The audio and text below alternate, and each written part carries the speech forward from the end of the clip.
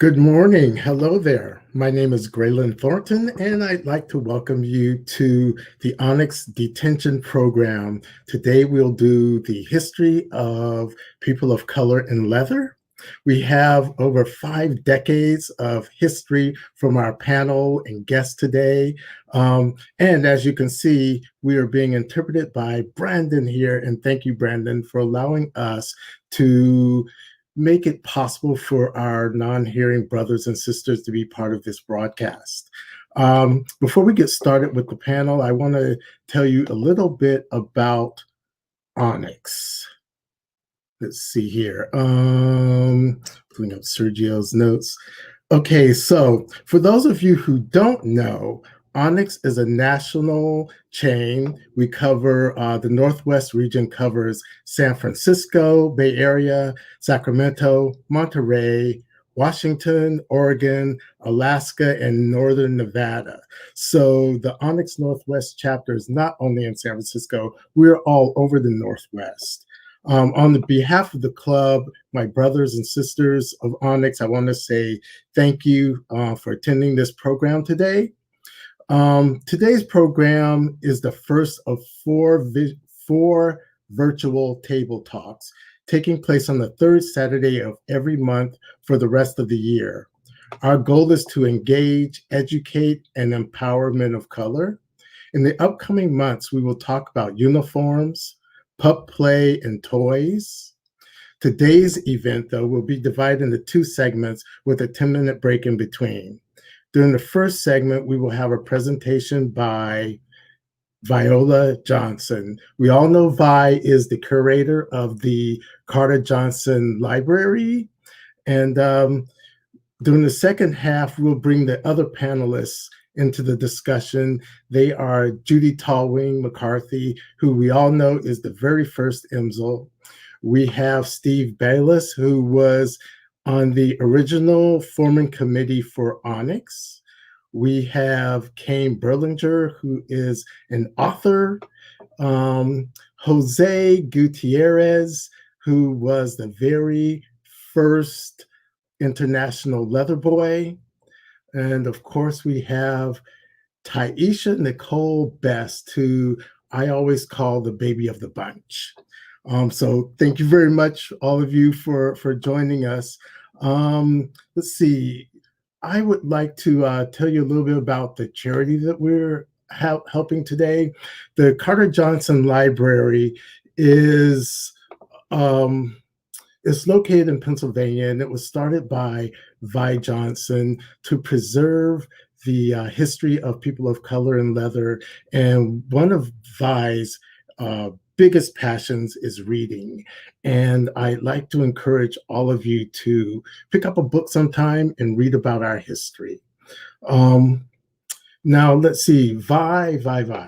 I want to welcome you, Vi. I call her sister, but many of you call her Mama Vi. Some people call her Grandmama Vi. And so Vi, why don't you join me here?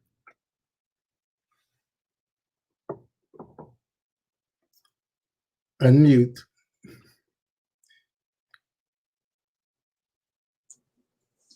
There you are. Now, hi, Graylin, and greetings, ONYX. I'm sorry? And greetings, ONYX. Oh, hi, Vi. Thank you and welcome. Can you tell us a little bit about the presentation you'll be doing today? Graylin, when you first asked me to do this, and I thought about it and went, wait a minute, I'm dealing with internet babies. If they want history, they can either look it up or they're going to find it in their pledge books.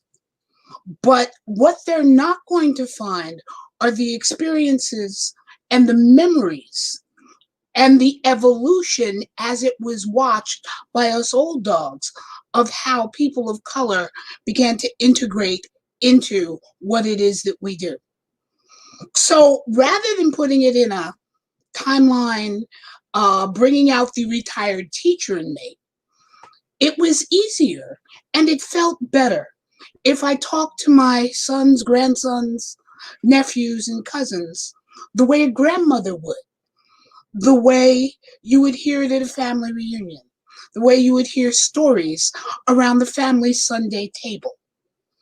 And so what I wanted to share with pictures and with memories is what I was privileged to witness in this tribe over the past 45 years, and how we went from just a few faces to a force to be reckoned with.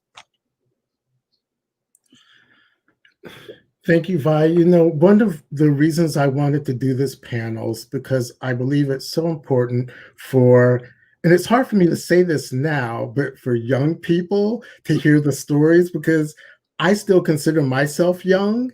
And I know you do too, no matter what you say, you do.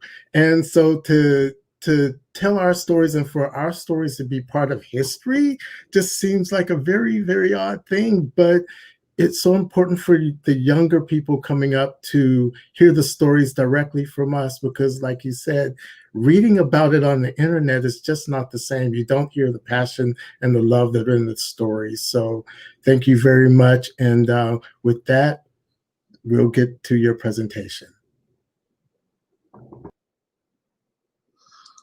As I said, greetings, everyone. First and foremost, you're stuck with a storyteller. So as we walk through my memories, you're going to be hearing experiences, you're going to be hearing an awful lot of my emotion. And what I am hoping this will give you is far less the names, dates, and places than the events and how I perceive them and how those who were part of my generation perceive them. Some of you have heard these stories before. So if you're bored, forgive me. And but to the next generation, I personally believe that hearing the stories of where you came from helps to strengthen you to go on. So I want to start at the beginning of my story. Some of it is in the book that many of you have read. But in 1973, when Jill and I came out, we believed that we were alone, that somehow we were doing something that nobody else was doing and we were going to go to hell for it. But Jill believed that there had to be others like us, and we just had to find them. So we went on a search to find other kinky people. And we were fortunate enough to find a little advertisement in the back of a newspaper that talked about a group called ONYX. Now you call it TESS. Its full name back then was the ONYX Society. We screwed up our courage and we went from New Jersey, where we lived, into New York City to go to a meeting. And in a little room that was maybe 20 by 20, with about 20 people there, we stood at the back of a room shaking like leaves. We weren't sure what we were getting into. This was 1973, and things were very, very different than what they are now. Yes, we were pre-internet, we were pre-cell phone, but we were also within an era that had very, very, very stringent laws and morals clauses about what it is that we do. Jill and I were teachers. Being within this group meant that we could lose our teacher's license. So anyway, we walked into the room, and a very handsome black man, who was the only one who could see us, said, "Come in, little sisters, you're home." That man was Jack Jackson. He was the first and the only president ONYX ever had. And in the clarity of 2020 hindsight, I didn't realize how important it was to me as a young kinky, mystified by all of this black woman. It was that the first face I saw looked like mine. We went into that room, and Jack was right. We were home. We grew at ONYX, and we watched ONYX grow. But the funny thing was, what we didn't notice because we were so concerned with finding other kinky people, was that most of those kinky people didn't look like us. But back then, our tribe was much, much smaller. I'm going back 4.5 decades. And it was far more important that they be as twisted as we were than that they be people of color. We'll fade out. Over the next 3 or 4 years, people of color began to make their voices a little more known, but this was mostly just in the tri-state area. A man that was always just called the chief decided that blacks needed to be together, and he formed a very small organization in Newark that he called the Obia Society, and there were about 20 members, and he had private parties only in his home. But those faces, those 20 black folk, didn't venture out. So he decided there had to be more of us, and ultimately he started a magazine that showed the things that were going on at Obia. Again, only in the tri-state area. So that wonderful little nest where we could find others like us, we didn't realize really hadn't expanded into a lot of places. But as Jill and I grew, and our ability to travel a little bit more began to allow us to go to club runs in Pennsylvania and to find other kinky people as we traveled across country, because Jill and I traveled a lot. We were grateful to find kinky family, but it didn't really sink in for a while that no one in our family looked like us. We'll fade out. After about 5 or 6 years on the road, some wonderful things began to happen within the family itself. More and more groups began to cross. Gay men began to come into Eulenspiegel. The members of Eulenspiegel went out to other groups. Different groups were forming, and for those who know New York's history, GMSMA, Gay Men's SM Activists, began to get together. The Lesbian Sex Mafia was chartered, and more groups were making their voices known, because we are now only 10 years or so after Stonewall. And while our gay brothers and sisters, and I use gay because when I came out, we were all just gay. It wasn't gay and lesbian or other groups. It was just gay. While there were other black men and women and other people of color who were marching with us and letting voices be heard and talking to us and we them, they just weren't kinky. Somewhere around 1980, I remember in New York doing a radio show for a man named Bob Grant. And my owner, my mistress at the time, and I did this 2-hour talk show. And halfway through it, Bob decided to describe the 2 women who were in front of him. Well, what had been very reasonable calls until then lit up his switchboard the moment he said that I was black. The calls came in mostly from other people of color. How could you? How dare you? Don't you know your history? What's wrong with you? And yet, the messages that were coming in writing were, how do we explore this? What does it take to come out? And I realized that no, Jill and Jack and the few of us who were out really weren't alone. But very much like Obia, everybody was practicing either behind closed doors or just on the down low and didn't want anyone to know. And I was really curious as to why, but I accepted it. As the tribe began to explode into the very early 80s, we began to see ourselves in media. And I want to show you some of the things that we saw. Mac, can you roll those first 2 folders for me? Because I want you to see some of the images that we saw. Now, back in the day, remember, we are pre-Google again, all we had to hold on to were the books, magazines, and newspapers. So when they showed someone Black, it was either as the exotic bird, Matt, keep on, will you? Or if it was private, you would see someone who was Black who was being portrayed honestly in the image. Keep going, Matt. So if you were lucky, you saw something very pretty. But most of the time, we saw the next image. While we were there, it was cartoonish. And so this was what we just basically accepted. Matt, go ahead. If it didn't look like this, it looked like this.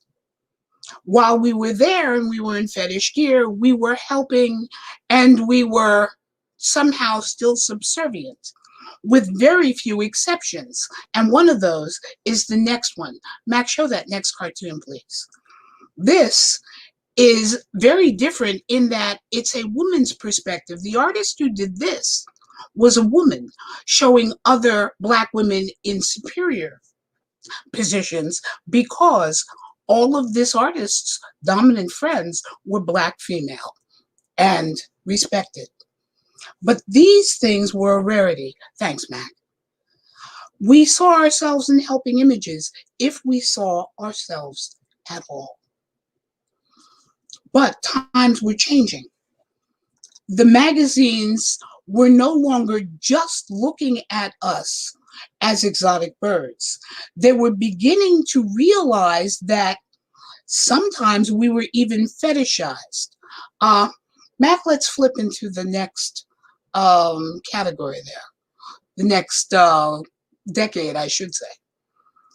And our brothers were realizing far quicker than the pansexual world or the lesbian world that Black men were there and were beautiful. This is an image from the cover of Physique Pictorial in the 60s. And the physique movement, as a lot of you know, was part of the movement that Chuck Renslow and ATN were a part of.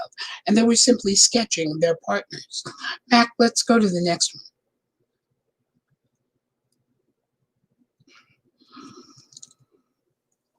And as we got past the exotic bird stage, women began to step out in the het community and go, excuse me, we are here. We're more than just your fetish object. We're active players, the first one to do it and to make that statement publicly. And it's very important that I say publicly because, as I had said before, we were playing only in private with very few exceptions. Was a woman named Martha Gibb. And she said, I'm a professional dominant. I'm a Black woman. I am proud of who and what I am. And she said it in magazines, and she said it in newspapers. And she was very proud to let the world know that she was there. But she was a rarity. She was very much a rarity, and she refused to be handled as anything but a dominant Black woman with respect. And I truly believe that Martha's presence, the Chief's presence, Jack Jackson's presence helped more and more people come out and be more than just fetish objects. And the reason for the next slide I wanted to show you, just because I wanted to see if anyone knew who that was. For those who don't recognize the face, at least from the boots, you might remember from Star Trek I, a woman named Uhura. She also modeled for us. But anyway, that's kind of an aside. But now, coming through those 80s, more and more groups are coming out. But a people of color presence still wasn't there. Now, along comes the mid to late 80s. And as the March on Washington had brought more and more of us out to make our voices known as gays and lesbians, the community that we were so much a part of decided that maybe it was time we got together and started talking to each other instead of individual pockets here and little pockets here and little pockets here. A conference was held. Many of you remember the Dallas conference. But from the Dallas conference was born an organization called the National Leather Association. The NLA decided that each year they were going to have the equivalent of a family reunion. The family reunion was called Living in Leather. Now, I remind you, we've segued into the 80s. And again, I need to remind you also of the time. Events weren't going on 2 and 3 a weekend. The biggest events were only going on 3 and 4 a year.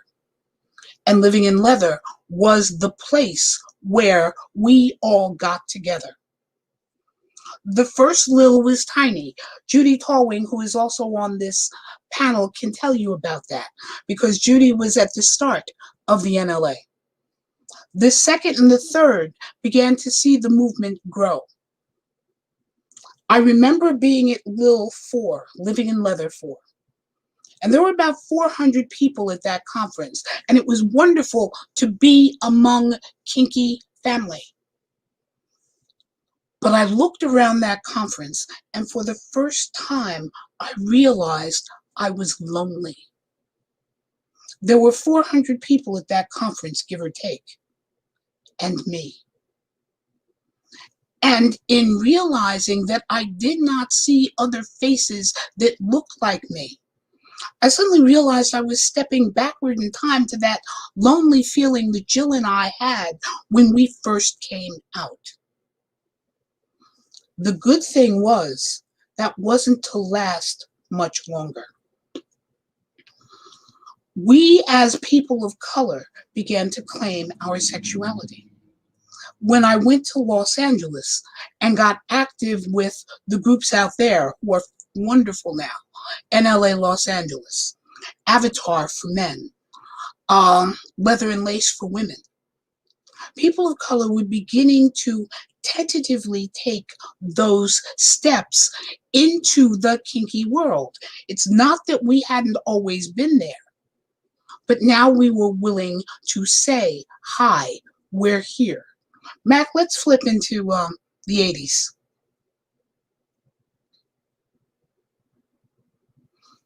Early images from the 70s, but the Ohio Players are another story.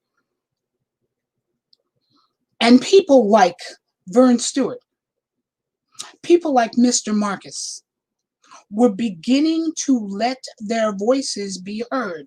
They were beginning to write as columnists. One other that began to write, let me see if I can find the next portrait here.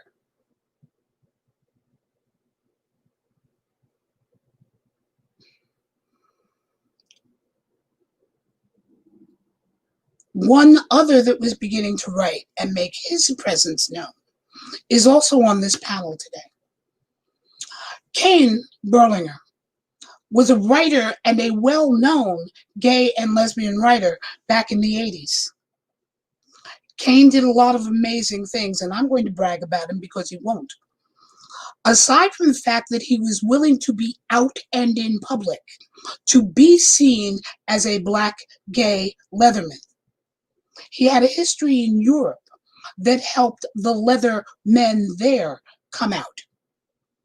He had a history of writing about positive gay male leather images. I'm hoping someone will ask him about some of the characters in his book. But Cain refused to just rest on the laurels as a writer. He was one of the founders of the NLA Atlanta. He wrote books for us, by us, and about us, and helped us be a more visible presence, helped to encourage title holders, helped to encourage men and women to be present. One of Cain's friends was, next slide, was Ron Moore. And we made history with our first international presence. Matt, give me this one. With our first international Mr. Leather, When Ron Moore came on the scene and won IML, we were here and we weren't going back. And after Ron won IML, along came another person that is on this panel, the first Native American and the first woman who stood tall and proud for her leather sexuality, Apache, Judy Tallwing. As we saw ourselves, we got braver and braver. You can skip that next one. I'll explain that slide later. And we became more and more of that visible presence. And so as the NLA, the title holders, the titles that we were stepping into empowered us, we began to take on more and more of a presence, not just in writing that was started by Cain, but in other literature as well. Matt, let's flip into more of the magazines. I think they're at the end of this one. We began to make our presence known so that the magazines that were being written that talked about us were not just written by others, they were for us and they were by us. The groundbreaker in this was a newsletter, magazine, depending on how you looked at it, called Black Leather in Color. And Blick, as it was fondly known, started by Guy Giamento, Michelle Buchanan, Daryl Prairie, and Lydell Jackson, gave us a voice to talk about our title holders, our heroes, our poetry, our news. We had a way not just to show who and what we were, but a way to communicate with each other. And that empowered even more things for us and by us. And the groundbreaker that made everyone, I believe, sit up and take notice is the next one up. What, one more, man. This is one of the originals of Black Men in Leather. Cain Berlinger decided that he was going to find out more information about Black men, what they wanted, how they viewed their leather sexuality. And in a survey of probably 1,000 men, this groundbreaking work emerged. And 25 almost years later, it's still being read and it's still being talked about. We were taking our place in this tribe. We were saying we are here. And just as Ron Moore had put us on the title holder circuit for men, as did Judy Tallwing, our magazine covers were more important because that's what went out to the greater leather kink world. And roll that next one for me. I'm about to make my baby brother blush, but the importance of this cover cannot be in any way downplayed. Beautiful, Black, brilliant, and proud on the cover of a magazine that was international. The cover that Graylin was on of Drummer magazine told the world that Black men were proud of being in leather. And now everyone knew we were here. Now, as we began to leave the 90s behind and segue into a brand new generation, the title holders just kept rolling, from Graylin to the first Black IMsLL, IMsLL 10, Jill Carter. Yes, I'm a little prejudiced. That's my mate. But we were now being seen and having our projects seen all over the leather world. Jill spent a year talking about preserving leather history. Graylin spent his year saying, I'm here. Get used to it. And the leather world finally embraced us for more than just novelties. They embraced us because we were here and we weren't going away. Let's roll past the next one. We don't need that. Yeah, we don't need that one.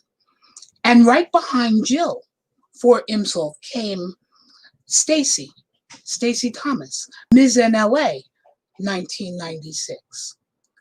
And let's go to the one right above that. The title holder that followed Jill was the sister of the first Black IML. This is Janelle Moore. So Janelle and Ron are, as far as I know, the only brother-sister title holders that we have had. Janelle was IMsLL 11. Now, as we have segued into the 90s, and we have come out and embraced the sexuality that at first used to frighten us and make us want to stay on the down low. A wonderful group of men in Chicago, all friends and all perverts, decided that maybe it was time to create a safe space for others like them. And one of the founders, again, this is an amazing panel, especially for my generation. One of the founders of that movement is also on this panel today. 5 men got together and they said, we're here. We need to create a crucible where we can come out together, where we can explore the culture and the unique way that men of color play that will again be for us and by us. The group they created, they called ONYX. Matt, give me that next slide, please.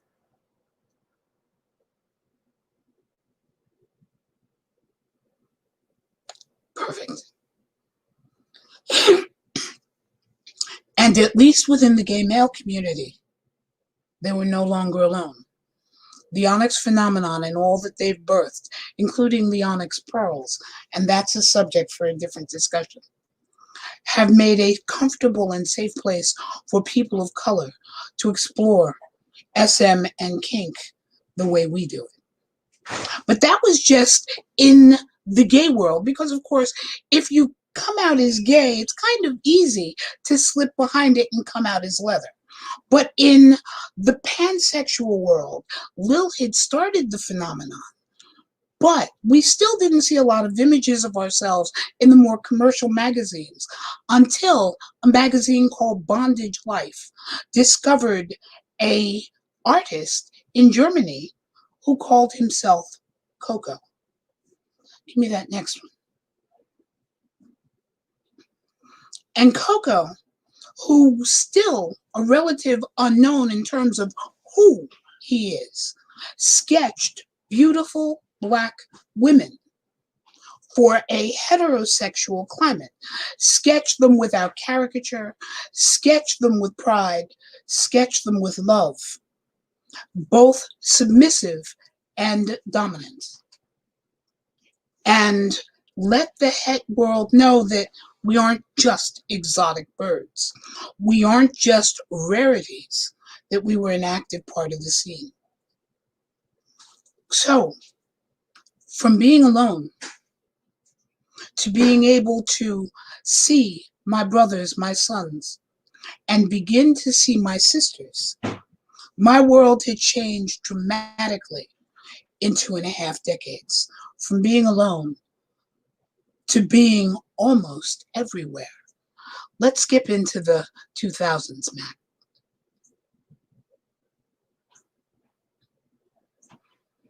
And then we began to make news. And they weren't just covering events that had non-people of color. They were showing us. This was the Metro Weekly 2005. Next one up is the Metro Weekly of just a year ago.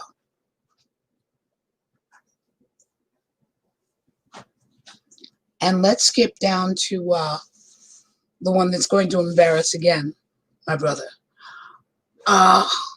We're being seen, we're being known, our voices are being heard. Our title holders, go to the next one for me, Matt, are declaring that our voice must be heard.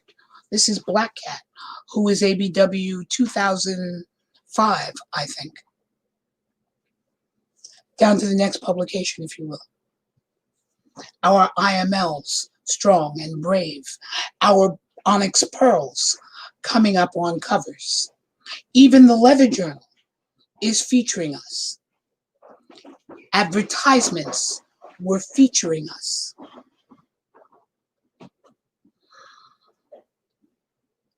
We were everywhere. Even in the bastions of the titles that rarely, if ever, saw Black regional title holders run, we were now winning those contests as well. Give me the next one there, Mac. Showing loving relationships. And our images reflected that. Our artwork, as you can see from Coco. Our photography, give me the next one there, Matt. Our photography in Dark Desaad and his images of strong Black women. Let me have that next slide. No more the caricatures. They showed our strength and our love. And now, as 2000 has gone by and we have let our voice be known, now we're into a generation that will never again be silenced. And part of what I'm so looking forward to in the second half of this is not only going down memory lane with the old dogs, but to hear the voices of our next generation. Taisha not only is a writer for Leatherati, which she doesn't brag about all that often, she's writing her own books and expressing the voice of a new generation. Jose Gutierrez, who also doesn't talk about all the work that he does to preserve the history of our Latin brothers and sisters in leather, is also a writer and a photographer. Our young generation is expressing itself now. Let me have that next slide, will you, Mac? In the next generation of Black leather in color, now called Perverts of Color. This is a magazine by Jackie Griot. And the events, the writings, the get-togethers for ONYX, let me have that 2 slides down, Mac. For Black Beat, for the Philly Black Munch, for us as we form our families and our houses, like the House of Ra and other houses that are part of the Leather Coalition of houses. Let me have that next one, will you? Are telling the world that we're here. I remember in a quick story or two before I end this. 2 years ago, I was at a conference and I was standing on the balcony and I was looking down at all of the people who were milling around in the lobby waiting for the next event to happen. And as they were standing in front of something that gets displayed a lot called the leather quilt, in that lobby were about 60 to 65 people of color. And one of my sons, I looked down and my heart was almost bursting with pride. And one of my leather family came up and asked me if I was all right. And it kind of took me out of my head. And he said, "Mom, you're crying." And I didn't realize the tears were streaming down my face. Because as I looked down into that group, there were more proud out people of color in leather in that foyer than I had seen in the first 15 years of my experience as a leather woman. And I know that some of this is hard for my next generations to put into context because you have cell phones. Ours still had a cord. You have instant access to information through a toy that you carry in your pocket that has more power than what sent the man to the moon. We had card catalogs and the Encyclopedia Britannica. We lived in fear of going to jail because of archaic laws, many of which have now been removed from the books, and morals clauses that could have taken away and often did take away families. You all don't have those fears hanging over your head. But what I need to remind you of is that you are that much farther down the path and will continue taking other generations down the path to do things like what King Mari is doing, to stand in the middle of the street being tall and proud, because so many who came before you were willing to risk it all so that we could give you those freedoms that we didn't have. I believe that you as a new generation will stand taller if you understand the shoulders you stand on, that you will be prouder because you will be filled with the stories of those who came before you, that you will really understand that you are your leather ancestors' dream on two legs. As I look at my next generations, and I'm only going to show a few pictures because there are hundreds of you who are walking tall and proud and expressing your culture and your sexuality, I just want you to see for a brief moment what I see in the faces of King Mari, in the faces of Brandy from Texas, and Indigo, who is writing, in the faces of Sir Damien, who has taken on a Carter Johnson for the Pacific Northwest, in the faces of Otter, who is proud to be a Black pup and expanding that pup generation, in the faces of our young ONYX men who are claiming their title, in the faces of our title holders proud to show their ONYX patch, in the faces of our brothers who are writers and historians. Let me have that next one now. And who are going on to preserve history, in the faces of our women who are saying, I will not just be an object. We are here, and you are the voices of that next generation. Keep going for me, Mackley. And how proud I am that your voices will not and cannot be silenced. Now, that doesn't mean that there aren't new issues to tackle, new ways to improve this tribe and make it more inclusive. But it does mean that you will never be lonely again, because from 2 or 3 faces, we are now hundreds of thousands. Let your voices be heard. Be proud of them. And all I can say to all of you who are listening, who've listened to me ramble, and who have looked at just a few of the faces that I brought with me to put on this board, and Mac, thank you. Thank you for being here. Thank you for being willing to listen. Thank you for being willing to learn. And thank you for walking on. Now, coming after me are some amazing memories siblings as well as nieces and nephews. And they're going to answer all sorts of things from a much younger perspective than my own. But again, thank you for listening. Graylin, back to you. Thank you, Vi, Mama Vi, Aunt Vi, Grandmama Vi.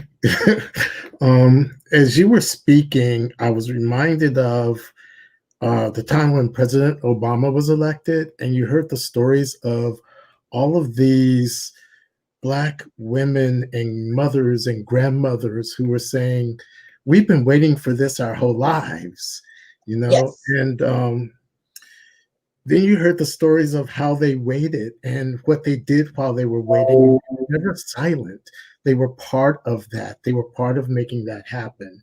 And you have made all of this happen. Thank you for all of your guidance, my life.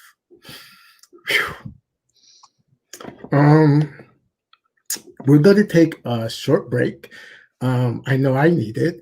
During the break, we will be accepting donations and distributing proceeds to the Carter Johnson Library. And the way you donate, I'm told this is simple, but you might need someone younger than me to help you through this. You enter the ONYX code into your Venmo or Cash app. You can also hold your camera to the square or codes, and an option will pop up that takes you to the Venmo or Cash app. And also tomorrow there's going to be an ONYX beer bust, and we'll tell you about that at the end of this. But please remember that everything you donate today will go directly to the Carter Johnson Library. And so we will see you again in about 10 minutes. Thank you.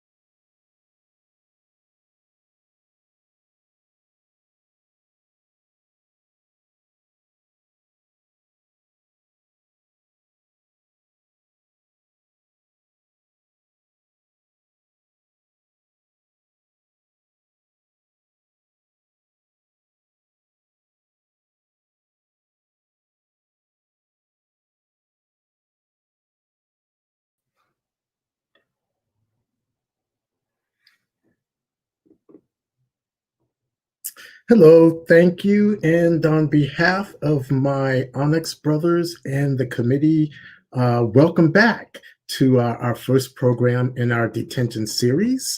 Remember, next month we will be studying and talking about the history of um, uniform shirts and military shirts and uniforms in terms of fetish.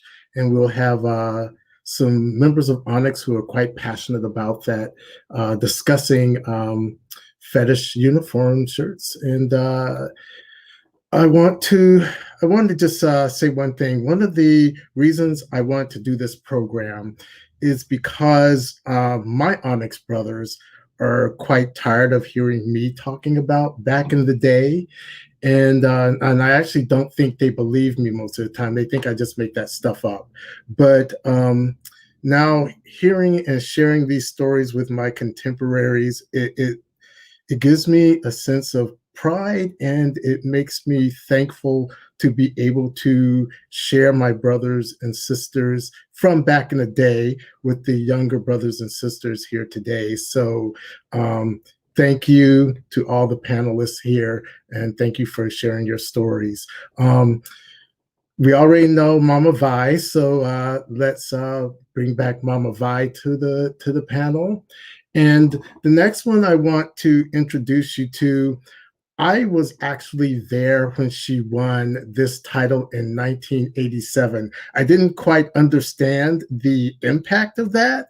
I was just a little leather boy running around following Alan Selby because that was my job back in the day. I was one of Alan's quote unquote boys. But I remember the day that she won and she hit the stage, and there was no doubt in my mind or anyone else's mind that Judy Tallwing McCarthy would be the very first international Ms. Leather. So, and she's also an artist and an animal rights activist. So let's meet Judy.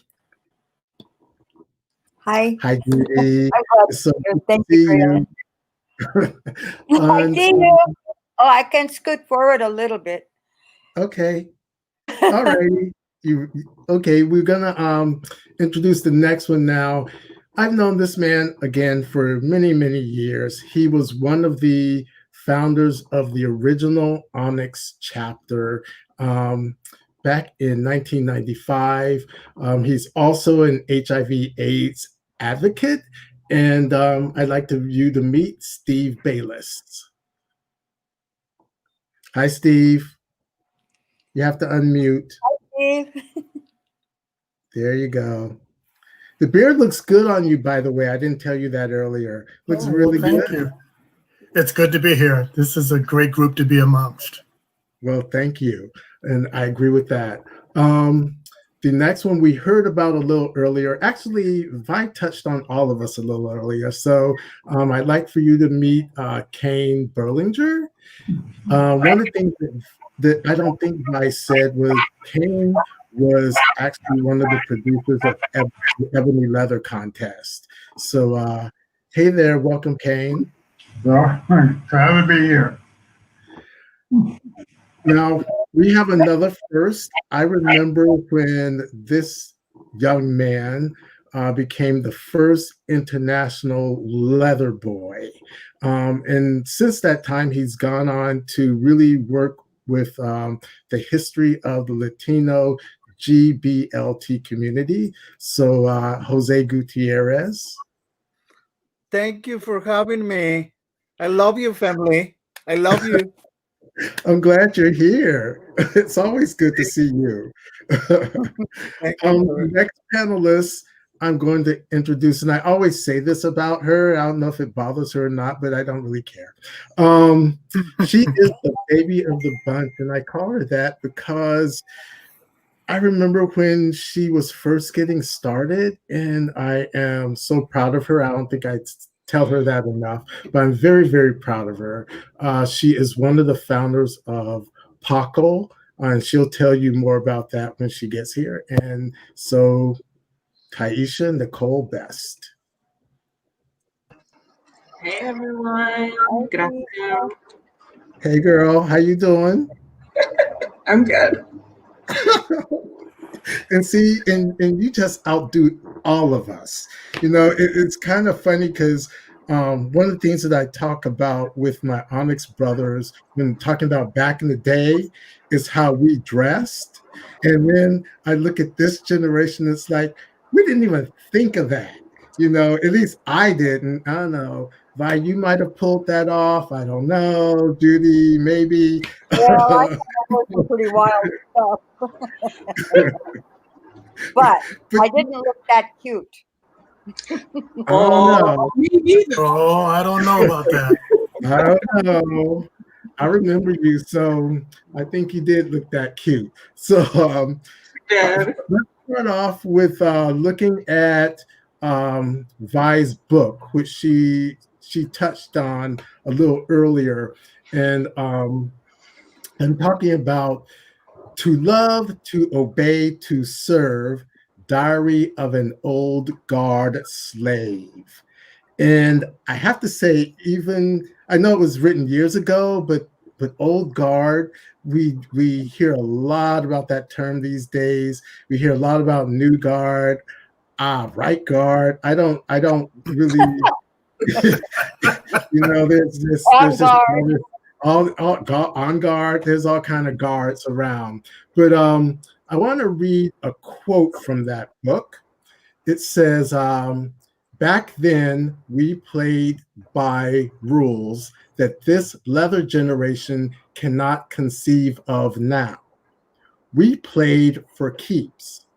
Our play was not just an erotic experience. They were exercises that pushed the boundaries.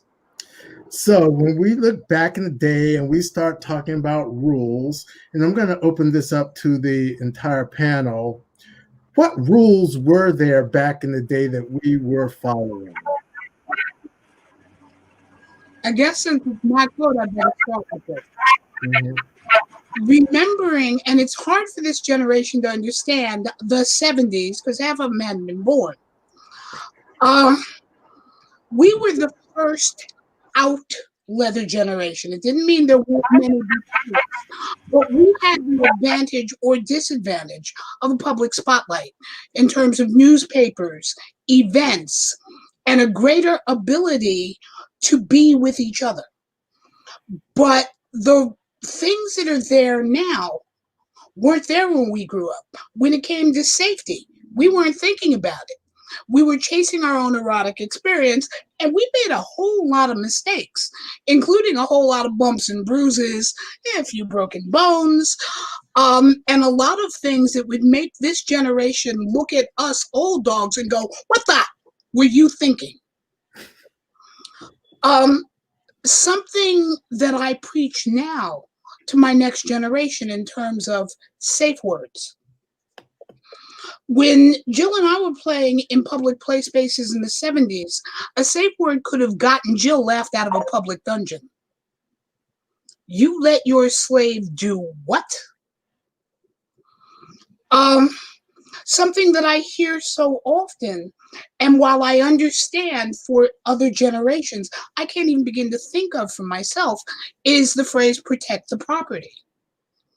Because in my generation, if I had to protect me, my owner, and I use the term very specifically, wasn't doing their job. Because it was, I gave 100% of myself as a slave to serve my owner. My owner's job, part of the yin and the yang of that contract, was that they were to protect me. In public play spaces, for instance, at the old Hellfire, New York, not Chicago, I felt safer there bare ass naked than I did in the 19th precinct, which was right down the street, because I knew family was there and I would never be touched. If I had to worry about would somebody grope me, grab me, handle me, do something inappropriate, if I had to worry about protecting me, I couldn't slip into the headspace of giving it all. The generations that have come after us don't have that luxury. And I understand that. We are different and we play differently. We understand safety now. We didn't when I was coming up.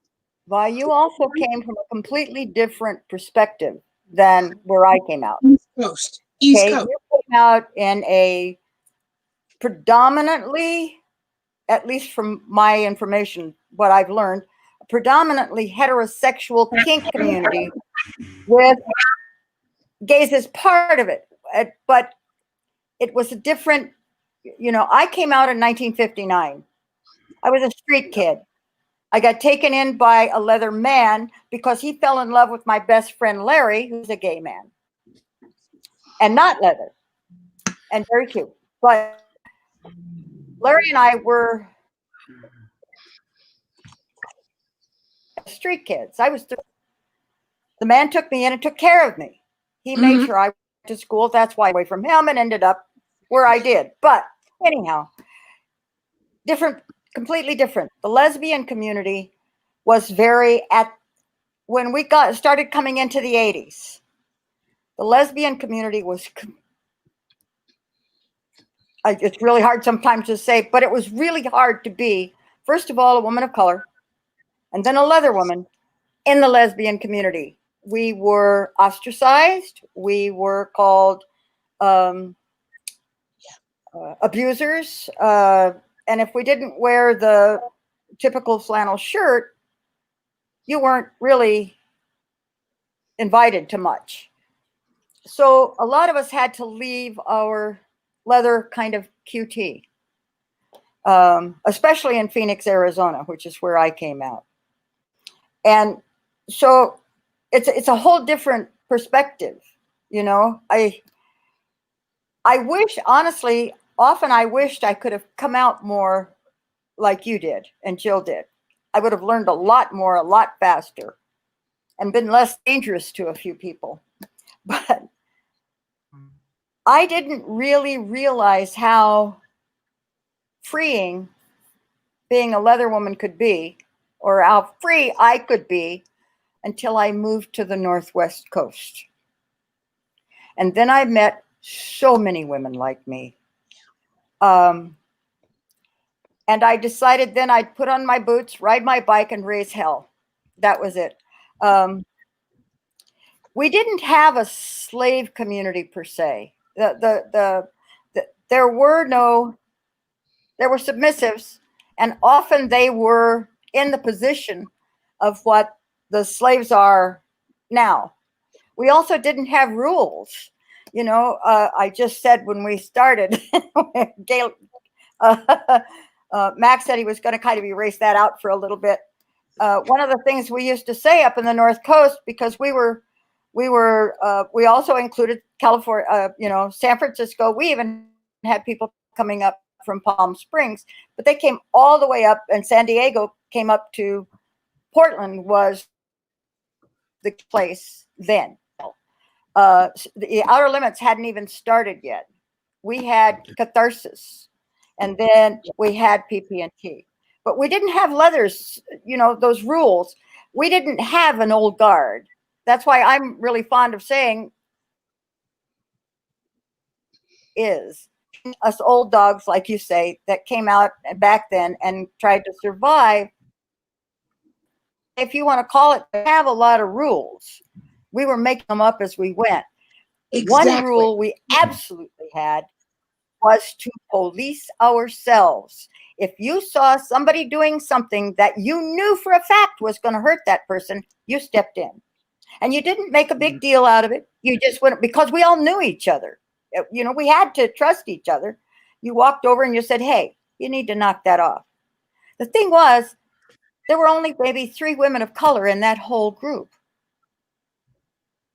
And Hey, two of us Judy, were raisers.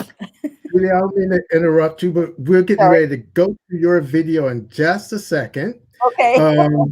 But before we do, I want to hear from Jose because Jose won International Leather Boy, and I want to hear what your experience was as an International Leather Boy, because you had to follow rules from other people. So, and don't forget to unmute your mic.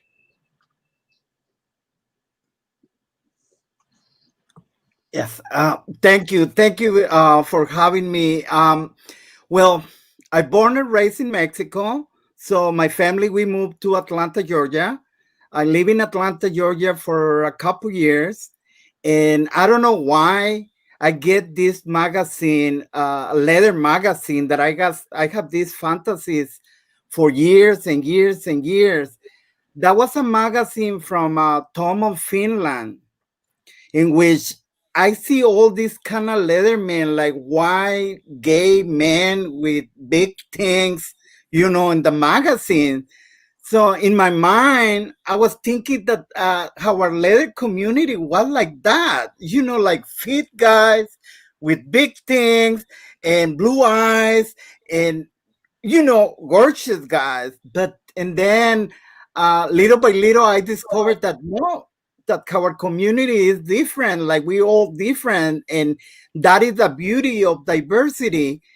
So from Atlanta, Georgia, I came to Washington, D.C. to the 1993 March.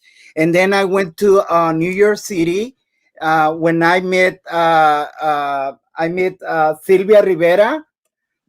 This is Sylvia Rivera and I in New York City. And you know that Sylvia Rivera, she was with Marsha Johnson, P. Johnson, in New York City doing a lot of projects with Stonewall and with the community. But so when I was here in Washington, D.C., I was serving the leather community because I like to work, I like to serve, I like to help. And I have the I was lucky to meet my first sir, Alexander Robinson, Sir Alexander Robinson. So back in that days, I started, competing, and I win the DC Leather Boy, and then I went to Mid Atlantic Leather Boy, and then Master Mike Sewell. He won. I mean, he get the contest, International Leather Boy. So I went to St. Petersburg, and I won the title. And for me, that was a great change as a Latino man, because that was a lot of responsibility, learning about the protocols, learning about the community, and then doing the transition from the drummer contest to the leather boys. And in that time, the boys, we didn't have a space. And even though in the programs, which is the programs from the first contest, so they start including the boys in the contest, and even in the medals, they include the boys, because in the past we didn't have a place for that. So for me, that was a little bit, fighting with our own community to have a place in the table as a leather boys, in our movement.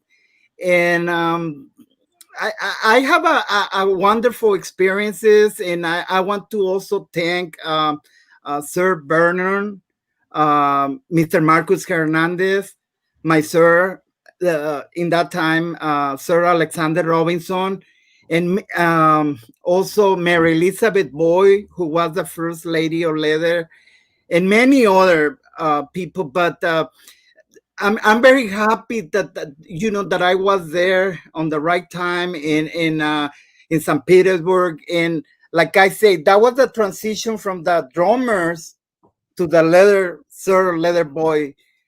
So I'm really happy, because I help many boys across the country, and with the DC Boys of Leather, and all the contestants who were competing, helping, mentoring.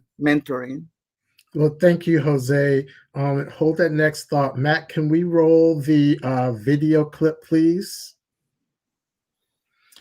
While that's queuing up, yeah, Matt, just go ahead and roll whenever you're ready. While that's queuing up, I want to hear from Steve and Cain about were there rules? Oh, there was definitely protocol.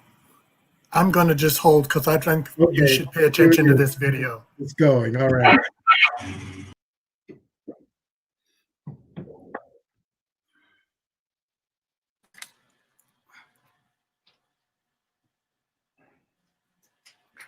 Jay, something Thank you. Thank you very much. As you know, my name is Judy Tallwing McCarthy. I'm an Apache Indian. I'm originally. Thank you. I'm originally from the White Mountain Reservation in Arizona. When I was trying to think about what I wanted to say tonight that wouldn't sound hokey, I was asking some questions, and so I decided to answer, why am I here? You know, what are all of us doing here? We're here because we know that we have to let the world know that we're here. One of the things I said to the judges this morning, and it's something that I firmly believe and live at home, is an invisible minority leaves itself open as easy prey for those individuals who would deny us our freedom, our very existence.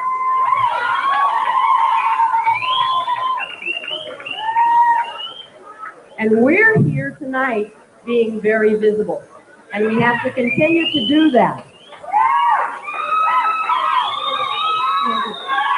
And again, San Francisco, as many times in the past, is leading the way. All right, let's before we answer that question, let's go back to Steve Bailous. Steve, you were getting ready to tell us about some of the rules, and then we'll come back to that video. Well, I think what is interesting about this panel is that we all came up through the same period, but we had very different experiences. And so it's nice to compare and contrast those. I was a gay boy in Chicago, and going to the leather bars as a man of color was just, well, they just looked at you like you were a duck out of water as soon as you walked in the bar. You just kind of knew that people looked at you, and the feeling was, what is he doing here? He's not one of us.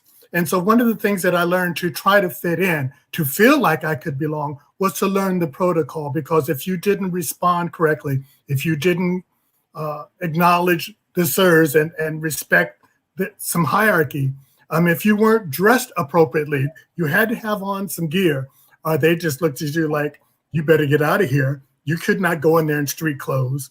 And they would check your ID at the door. And if you didn't have enough gear, they'd ask you for another piece of government-issued ID. And of course, they would want up to 4 pieces of government-issued ID. And who carried that around with them? So they could really stop you at the door if they didn't want you in there. And of course, if you had on enough gear, suddenly 2 pieces of ID would be enough, and you could go in. And so you learned that, and then you would walk up to the bar, and you had to stand there long enough to be acknowledged and maybe be able to buy a drink, and hope maybe somebody else, if you got a drink, when you eventually got a drink, would speak to you. But, you had to just do all that protocol. And it was important that you did that. Otherwise, you would just be ignored. And we went through a lot of time of being ignored. It was really wonderful when ONYX finally came around, and that you found out that you were not the only person of color in the bar. Because most often when I went in those early days, I was the only dark speck on a white canvas. Anything else was black, was somebody else's leather, but there was no skin that looked like this. And so it was important. And once you actually made a friend or two, you found that if you were with them, somehow they could make you credible enough that others would accept you. And so it was always important to have a friend or two to go with. Going alone would mean that you'd be alone all night long. But if you had a friend who was known, then that kind of gave you some kind of credibility, and other people would pay attention to you. But again, it was rough, and I think we often spend a lot of time alone trying to just find our place in the community. A lot of guys would then eventually talk to you, but they didn't want anyone else to know they were talking to you, so they'd be discreet. They would like, okay, we can meet, we can hook up, but I don't want anybody to see us walking out of the bar together. So I'm going to walk out and I'll meet you on the corner. And it's like, really? You don't want anyone to see you with me, but it's okay if we go to your place, or heck, or if we go behind the bar or go whatever and do something. But they didn't want to be seen with you, because then they might be ostracized for having being identified as somebody with a black man. And they weren't comfortable with that. It was a very segregated community. I'll stop. I don't want to just ramble on. I'm sure Cain had very similar experiences. I can't hear you, Cain. No, okay. Can you hear me now? Yes. I'm on mute. Okay. No, my experience was actually quite different. When I first started into leather, I was in Toronto. And Toronto had a totally different feel about the entire leather community. And the bars were different. And it was set up in a clique.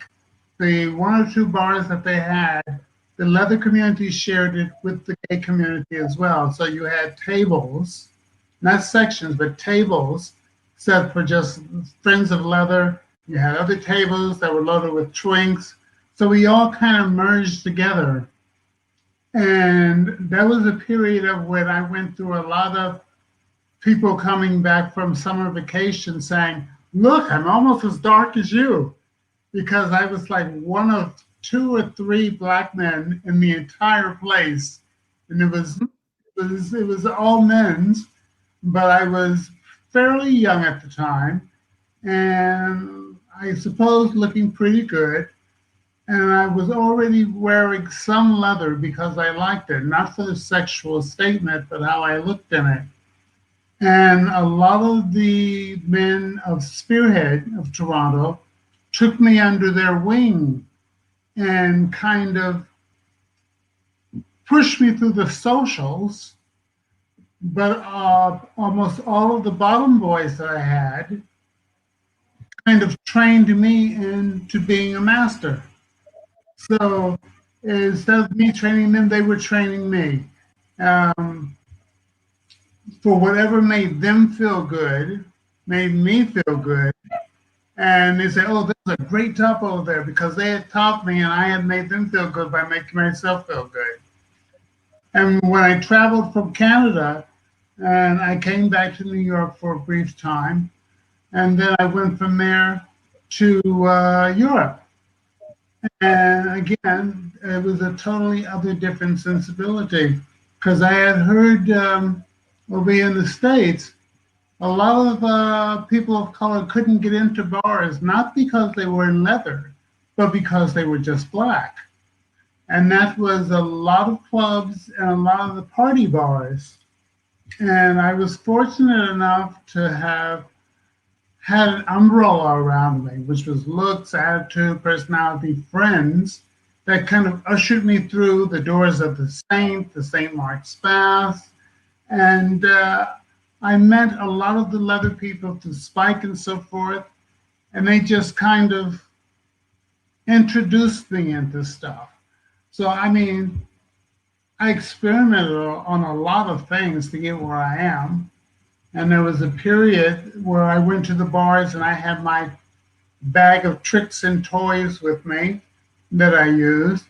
So it was an evolving thing. I wasn't that concerned about other than how they saw me. And when I went into a place and I was the only black person available, Freudian slip, the only black person who was there, I kind of liked that. I liked kind of having the entire group at my kind of beck and call. And that's pushed me to produce the Ebony Leather contest, because I thought a lot of other good that Black men should be out there and also have that same feeling, same gravitas that I had felt. And there was a lot of love in the community. And I was a recipient of a lot of that. I mean, I had lots of people back me up on a lot of things. And Stay on that. I know. I'm setting it up. when I was doing the contest, the support I got from the community, the non-people of color community, was extraordinary. My best actor was, excuse me, was Chuck Because I want to Winslow. hear Taisha. I know. Hmm? Can you hear it? We Okay. Chuck Winslow was a big supporter for me, and he helped push the contest a lot. And it still took a while for Black men to feel comfortable going up on the stage to, as they saw it, competing with the white contests. They weren't all that aware of Ron Moore or the first president of Hellfire. One of the presidents of Hellfire was also a person of color. They didn't know any of that. But gradually, the contest gained a little bit, and people began to feel more comfortable about being up there. And that's what I wanted to. I wanted people to share the experience I had. My experiences were positive almost across the board, and that's what I wanted to share with everybody else and see that they got the same deal.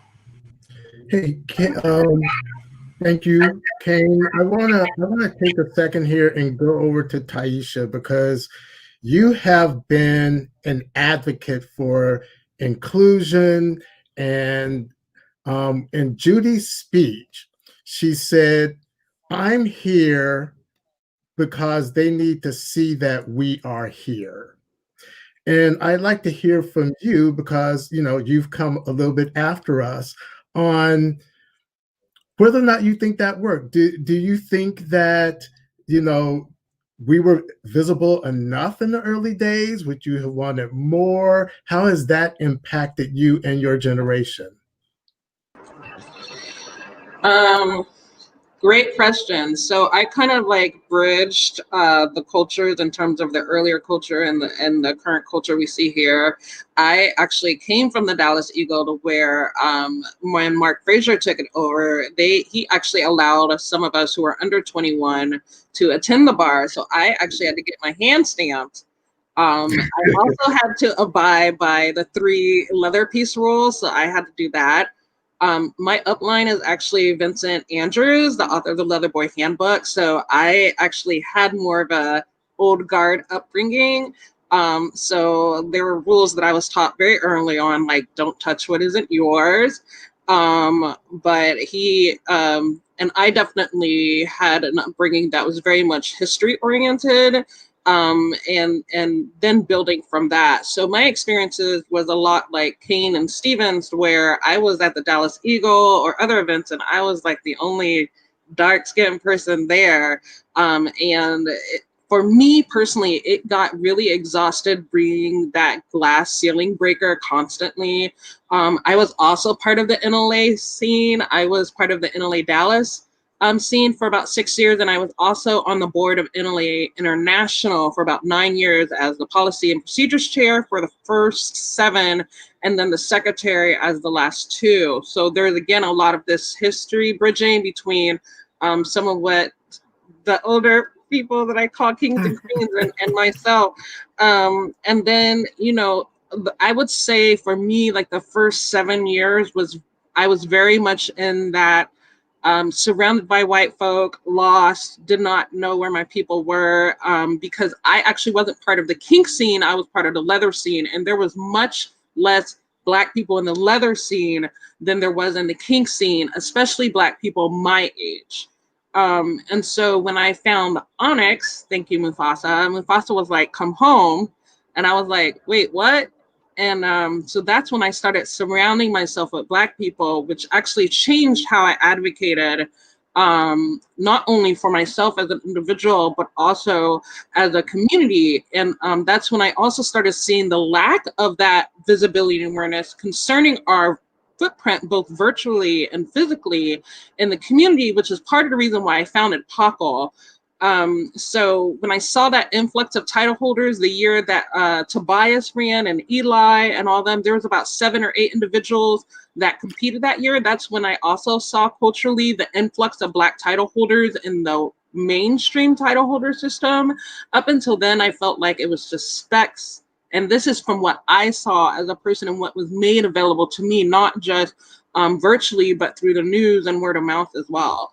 It wasn't until I started doing my research, which started with my whole dissection and dissertation of the Drummer magazine era.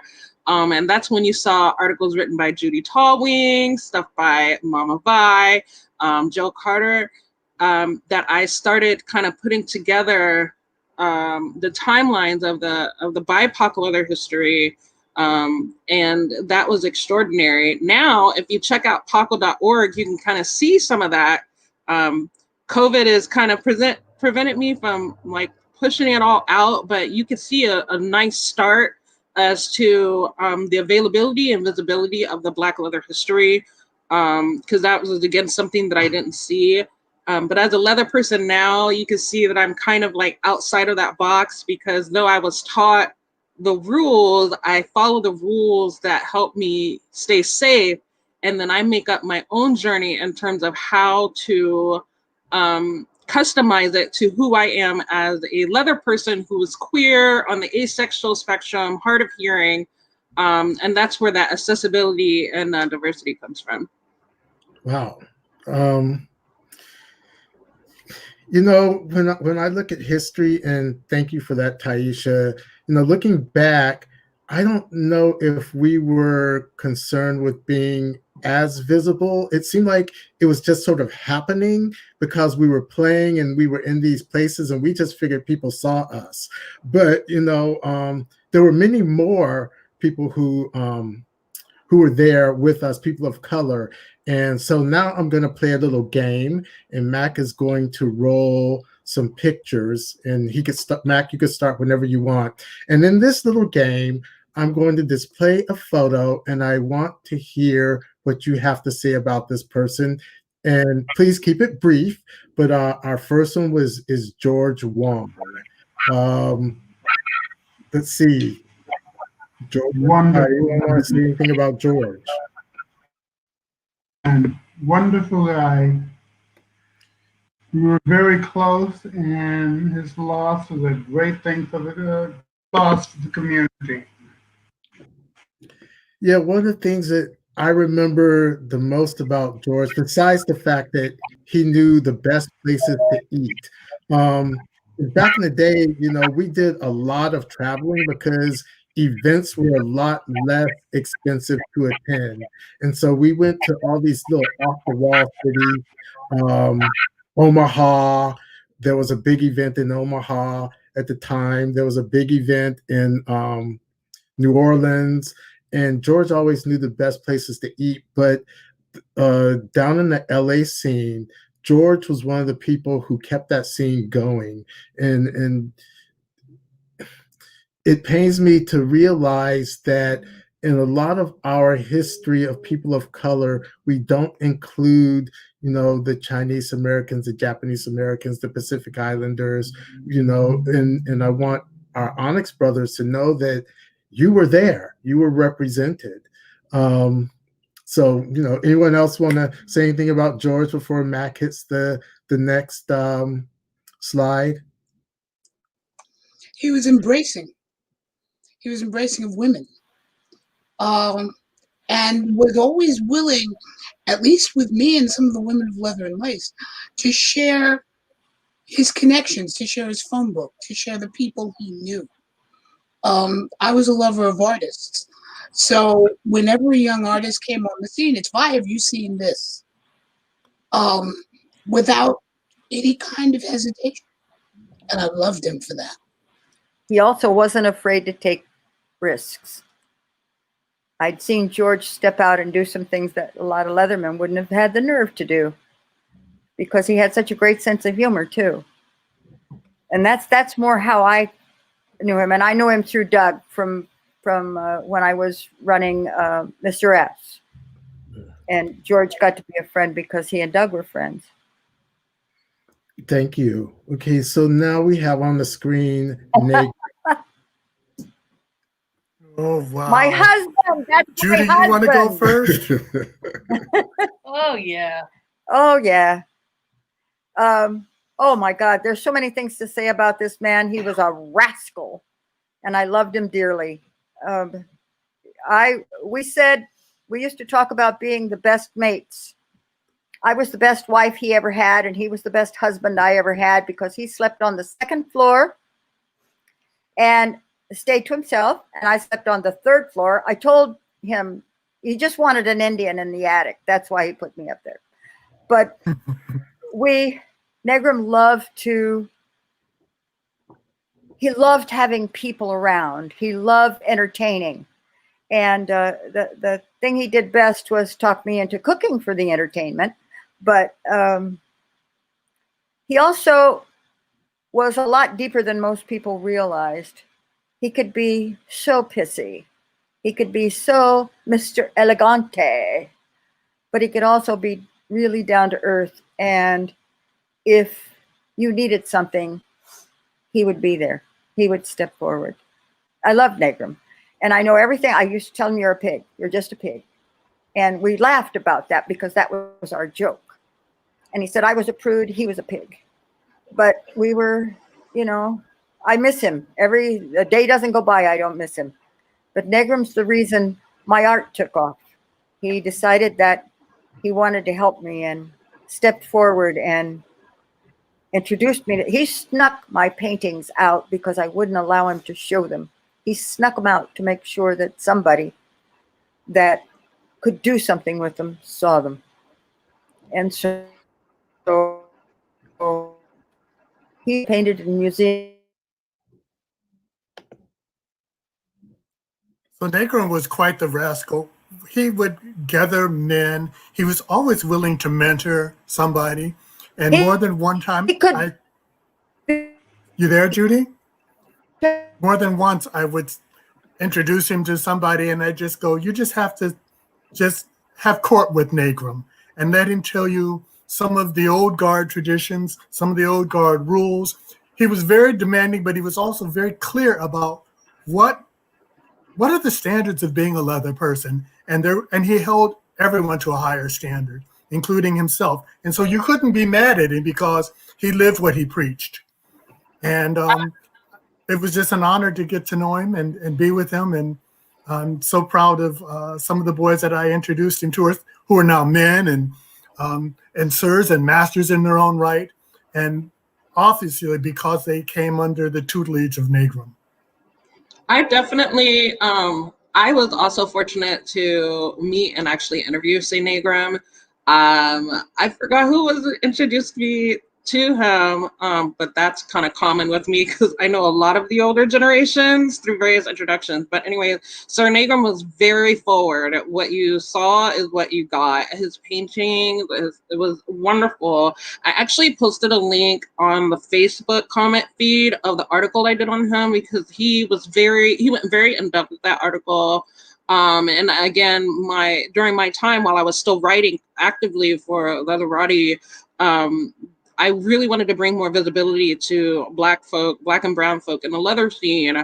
And that article was just one of several that kind of brought more spotlights on people who were around for decades, but weren't very visible due to whatever reason. But every conversation I had with them, it was like, yes, sir. How are you doing, sir? I have some set questions, sir. His standards and his just like, it was very comfortable for me to have those conversations because I didn't have to do any guesswork with him. Thank you.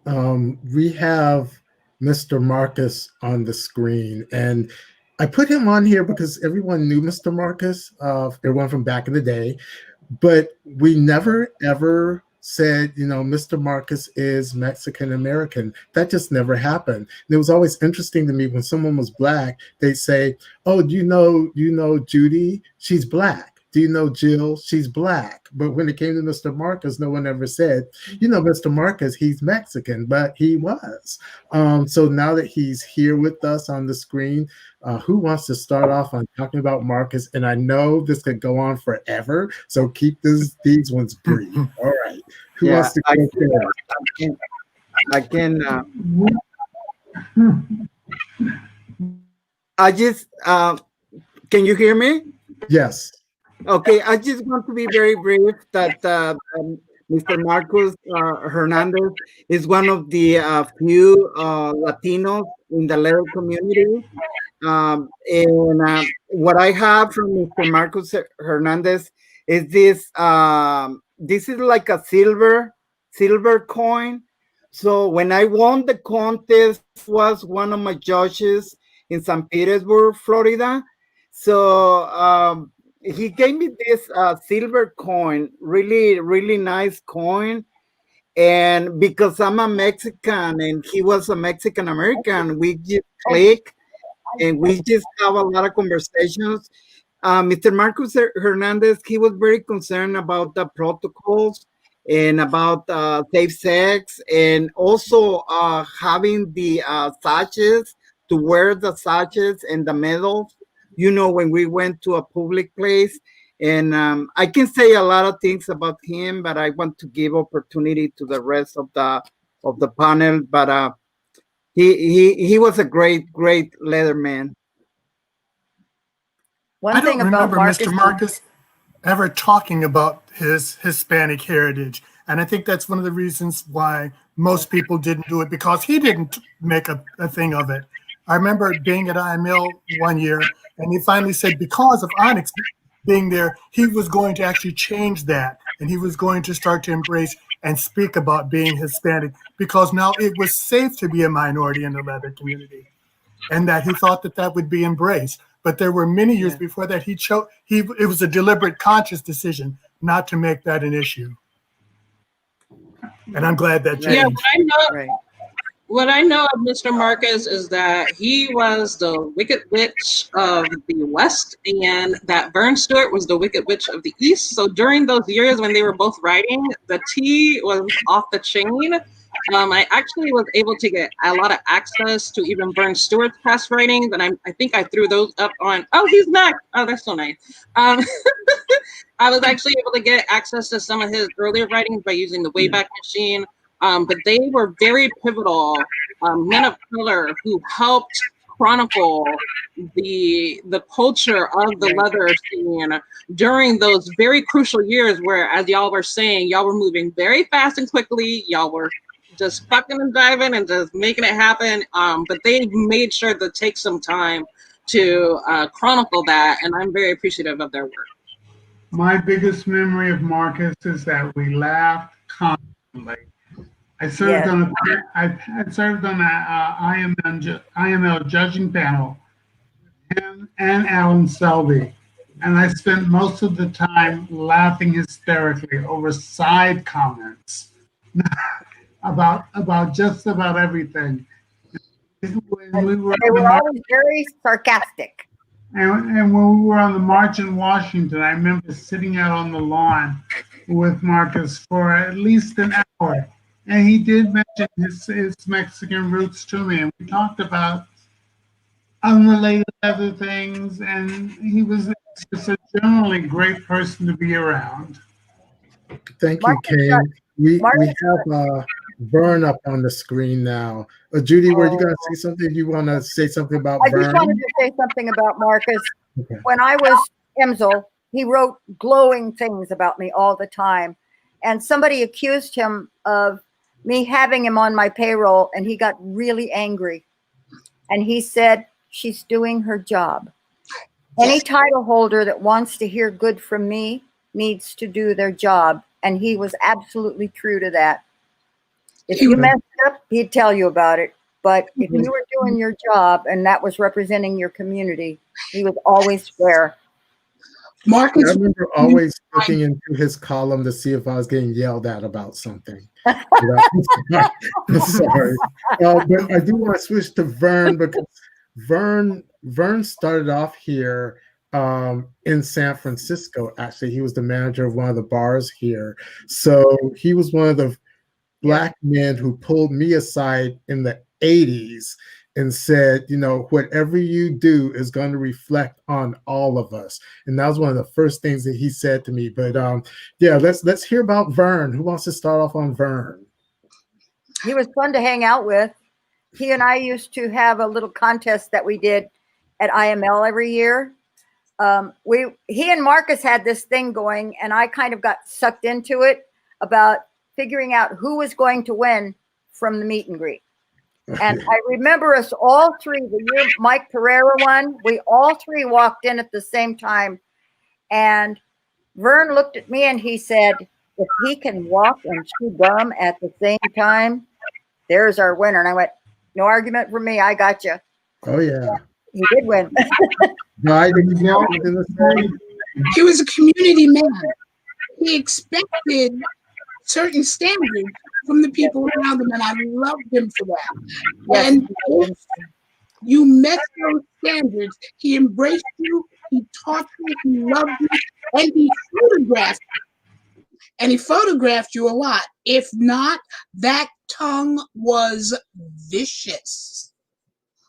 And if you met those standards, everything was wonderful. But he and Marcus, could take you down in a minute if he thought you had somehow been disingenuous, if he thought you had done something against the community. If Vern got a hold of you, you might as well have just dropped out. You know, I want to, before Taisha, you answer or bring something up, I want to actually play another little game with you. So, in all of your interviews and research and everything that you've done to document people of color, is there anyone who you heard about that you wish you had had the chance to meet? Anyone that I heard about that I wish I had the chance to meet. That's really hard because I met so many people. I actually would have wanted to meet. I met very little of Vern, so I can't add him to that list. But I actually would have wanted to have a conversation with Ron Moore, because I feel like he was one of those pivotal people that is not around necessarily to see how much of his winning IML impacted the entire community as a whole, including his sister running for IMsLL. So if I was able to like have an interview and if to just see how his title year was and have that chronicled versus, let's say, Raymond Pierre's title holder, a title holder year as IML, they would probably be two completely different experiences. One that was setting up for Ramians to be so brilliantly beautiful. And I think he would have been very proud to have seen how far it's gone. Okay. So that would be my answer, I think. All right, let's Ron Moore. What do we have to say about Ron? Oh, come on, Vi. I know you have something to say because I think he's in one of your slides. I was also going to say I posted a comment of I captured and created a digital footprint of Vern Stewart. So if anyone wants to see and read all the tea, I actually was able to pull all of those links and articles that he wrote, and it's in one spot that you can just click all of them and read. All right. I love the kids these days. All right. All right. So yeah, let's talk about Ron Moore for a minute. I knew Ron socially. And he knew he was a standard bearer. As the first one, he expected to get a boatload of flack. And he did. He knew that people were going to be scrutinizing everything he did. And that he had to stand, he had to take the BS, he had to take the fallback. And he firmly believed that everything that he did was going to make it easier for Leatherman to follow him. Yeah, for those of you who don't know, and I know I didn't say this, Ron Moore was International Mr. Leather, I believe 84. 84. 84. So, yeah, 84. So he was 84 and was the first. The year I was born. Oh, great. Okay. So he was the first Black international Mr. Leather. And as far as I remember, the first Black major title holder. That's right, isn't it, Vi? Yes, it is. Yeah. So he was definitely he was a trailblazer because no one had ever seen a Black title holder in a major role before. D. Cannon. I remember D. Cannon. Yeah, after Ron came D. Cannon. Cannon. Yeah. But Ron Moore was a class act, though. He took a lot of crap, but you know, he was. I never heard him be angry at anyone. And now this is from my perspective, because usually we only met at events. But the other thing, he was so gorgeous, he was voted as one of the men in the men's community most likely to be attacked by dykes.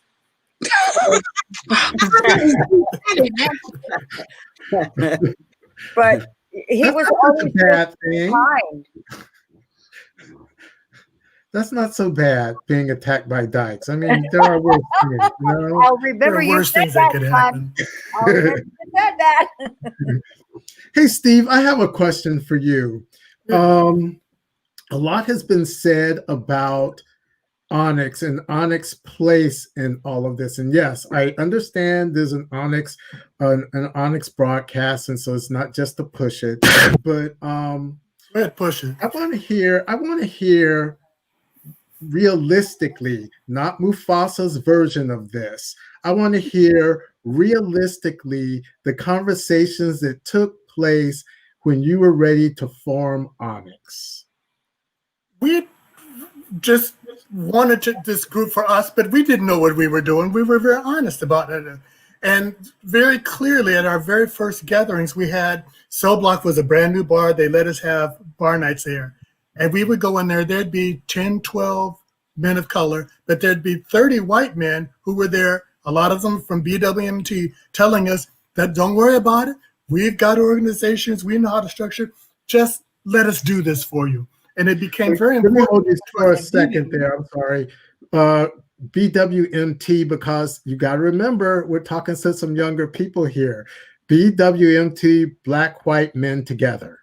Yes. Right. Okay. So that group was very, the white men from that group were there thinking they could come in and get a Black man as a door prize, I think. But they were very vocal about coming in and saying, we know how to run organizations. We know you haven't done this. We'll do this for you. And so one of the very first things we had to talk about, my first real conversation with Mufasa and the other men were, we've got to do something to project our organization for men of color. And that was the very first decision we made, was to structure organizations so that all our full members were people of color. But we didn't want to ostracize everybody else. After all, there were 5 of us. 3 of us had white partners, and the other 2 men were single. So we had to understand that this was about loving ourselves, and we weren't trying to disrespect our partners, but I didn't want my partner to tell me who I was or how I had to be as a leather man. This was something that we had to do for ourselves, and that was our first really important decision. And it really, we built from there. We actually plagiarized our first set of bylaws from ICON. They sent them to us. And David, we didn't have search and replace. David McKee, one of our founding members, literally typed it word for word, and spent hours doing that. And we ran off copies of it. And so that our first bylaws was just, and we didn't do anything but change ICON to ONYX. And of course, we had 4 or 5 different versions, but you just got to start somewhere. And so we started that. We started looking around at other groups. We started getting all the magazines, that Blick magazine that Mama Vi talked about earlier. We shared that amongst ourselves. But there really wasn't much else for us that we could model ourselves after. So we just tried to, we were knowing that we were going to make a lot of mistakes, but we were committed to the mission. The one thing after that we agreed on the mission of who we were. And I can tell you all these years later, that hasn't changed. We still are committed to making this a place for people of color, particularly men of color who are gay, or bisexual, in order to have a safe place where they could explore the leather and kink community. There wasn't a lot of experience.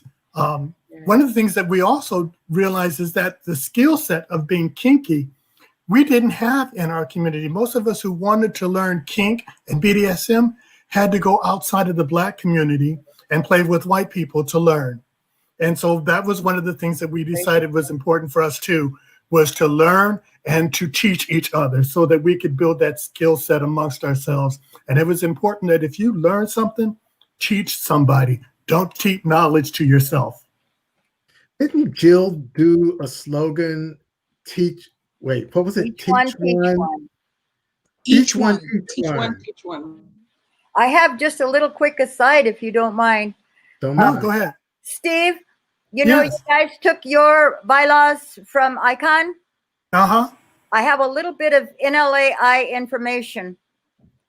The first bylaws, because I was in charge of doing the original drafts for NLA, they were taken from a domestic violence program that I helped start in Scottsdale, Arizona. Mhm. And I still had the bylaws, so I was lifting a lot of the information straight out of those bylaws to create NLA's first bylaws for passage. And but mission statement was considerably different. We did our own mission statement, but in terms of just coming up with structure, we pretty much plagiarized that. Yep, that's what we did, or I did. For those of you who don't know, the ICON is was a club, because I don't know if they're in existence anymore, in Detroit. Out of Detroit. Right? Yeah. I don't think they are. So many are gone. So, Cain, I'm going to go back to you, and this is going to be the last question, and then, I'll give everyone a chance to answer it. But, Cain, in all of your storytelling, is there an incident or story where you thought, aha, we have arrived?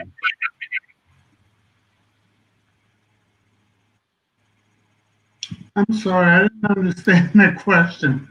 Say it again. In all of your stories, is there one that tells you we have arrived, meaning as people of color, we are now here? You better watch out, world. We've come through the door. Is there any story that you thought of when you thought, we're here now? Not especially. I think as a community, especially people of community of color, is that we're still a work in progress. I don't think we've actually arrived. I think we're here, but you still have people of color in contests, everything else, but they're still not getting all the support from our own community that we should be getting. So no, I think we're still in progress. Anyone else? Jose? I'm sorry, you're muted. Sorry. I'm sorry. The only thing that I want to say is that I hope that the new generations of our leather community, there will be focused on more proactive issues with our community, like seniors in the leather community, to vote. We're just having a new president in a couple months, so we need to be ready to vote. I think also it's important to advocate for the places of the leather community. As you know, recently we closed the bar in Washington, D.C., the Eagle, and another businesses are in a high risk. So I think, the new generations of our leather community, they need to come together to bring solutions to the new businesses. And working with seniors, with the seniors in our community, the rights, the Black Right Matter, which is important for our community. We need to do visibility. I don't know if that was the question, but I just want to mention that, we have a few organizations with a lot of budget, and we need to help and we need to support projects like the Mama B. Johnson project, which is a great, great project. So we must support Mama B and the Carter and Jill project. That is a great project. So, yes. So why are we all still here? I mean, go ahead, Vi. I think there were 4 steps. Ron was the first one. Black Leather in Color, I think, was the second one. Black Beat, that first real event for us, by us, was the third. And I think Paco is the step for a new generation. Well, Taisha. Right. No Can I pressure. go? I'm kidding. Well, before I definitely think that before you start, we keep saying Paco, and we haven't really told anyone what that means yet. So let's do that. talk about Paco first. Okay, Paco is People of Color Kink and Leather Experience. It is a digital archive and resource center for everything Black and Brown, as it is kink related and leather related. So this is a way for people to come on the website, paco.org, as well as the Facebook page, which is much more active, and see and be represented as kinksters and leather folk.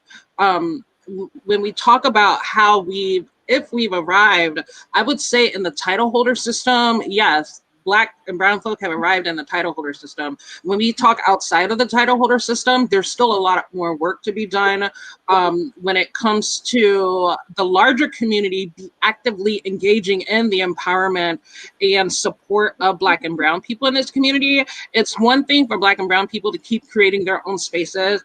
It's another when we when we involve and have to work with people outside of our Black and Brown spaces and continuously ask for that support. So again, Paco was one of those ways to where even people who are not Black and Brown can financially support, just like the Carter Johnson Library, which is why Paco and Carter Johnson have been doing some projects together and sharing and all that stuff. But it's really important that if you're not a Black and Brown person, that you elevate and make visibly the Black and Brown work that is happening in the leather and kink scene, because without that, again, you'll have people like me who was the age of 19 and I'm now turning 36 next month, wondering where all the Black and Brown folk is. And it's because help us find each other. That would be a very great start to continue arriving into this culture.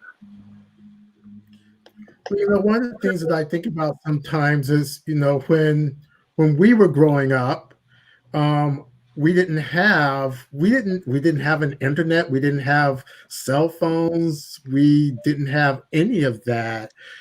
But we did whatever we could to be visible.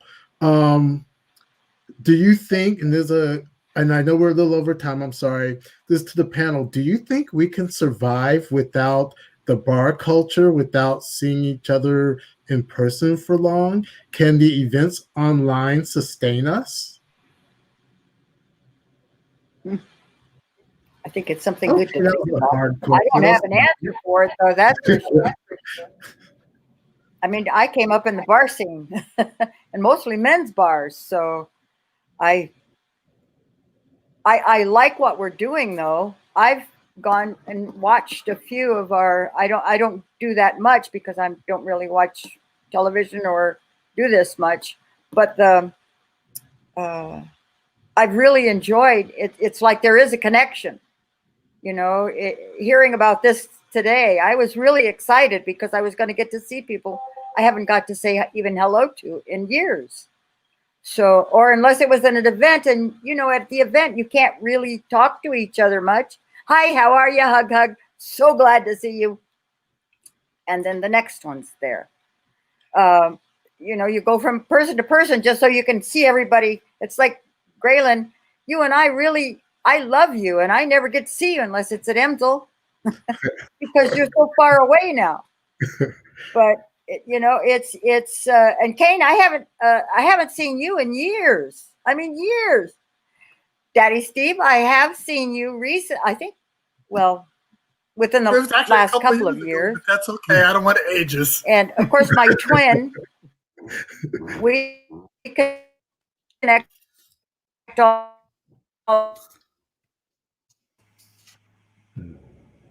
Judy, Judy, I think I lost you, but I know Steve wanted to say something. But before we do, I just want to say this about you, Judy. I do see you at IMsLL every year, or I did.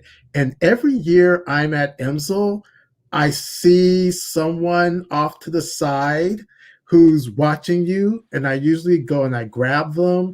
The last one was Chalk down in Atlanta.